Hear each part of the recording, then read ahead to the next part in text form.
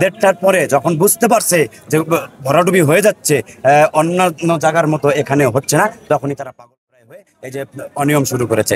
Proctor দেড়টা থেকে আড়াইটা পর্যন্ত, 1 ঘন্টা বন্ধ। তো আমি গেলাম, যাওয়ার পর দেখি 1.5 থেকে 200 ব্যালট তারা সিগনেচার করে রেখে দিয়েছে। তো পোলিং অফিসার স্বতন্ত্র একজন এবং আমাদের পোলিং অফিসার, তার অভিযোগ যে তারা নিজেরাই ব্যালট বাক্স ভিতরে ঢোকাচ্ছিল।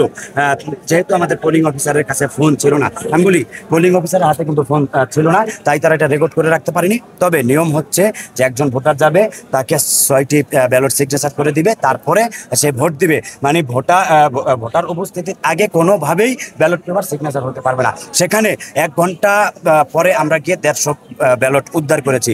এই 1 ঘন্টার মধ্যে উদ্ধার করেছে মিডিয়া নিয়ে গিয়ে আমাদের সাংবাদিক ছিল, আমি ছিলাম এবং আমার পোলিং এজেন্ট এবং আরও যারা মিডিয়া ছিল, সমকাল ছিল, নিউজ 24 ছিল, আমরা তাদেরকে নিয়ে মিডিয়ার সামনে উপস্থাপন করেছি যে প্রায় 150 ব্যালট তারা কিন্তু সিগনেচার আছে আপনাদের হাতে। সমকালে আছে, এই আছে এই ছবিটা আমাদের পোলিং এজেন্ট ভিতরে আছে, ওর কাছে আছে। আচ্ছা, ওভারঅল ভোট নিয়ে কি বলবেন একটু বলেন তো, যে আপনাদের শিবিরের বিরুদ্ধে পর্যন্ত ভোট খুব স্বাভাবিকভাবে চলছিল। দেড়টার পরে যখন বুঝতে পারছে যে ভরাডুবি হয়ে যাচ্ছে, অন্যান্য জায়গার মতো এখানে হচ্ছে না, তখনই তারা পাগল প্রায় হয়ে এই যে অনিয়ম শুরু করেছে। প্রক্টর স্যারকে ডেকেছি, তারা ভোট গ্রহণ দেখছে, তাদের অনিয়ম হলে ওখানে আমরা এটা শিবির সমর্থিত প্যানেল বিরুদ্ধে আপনাদের সুনির্দিষ্ট কি অভিযোগ?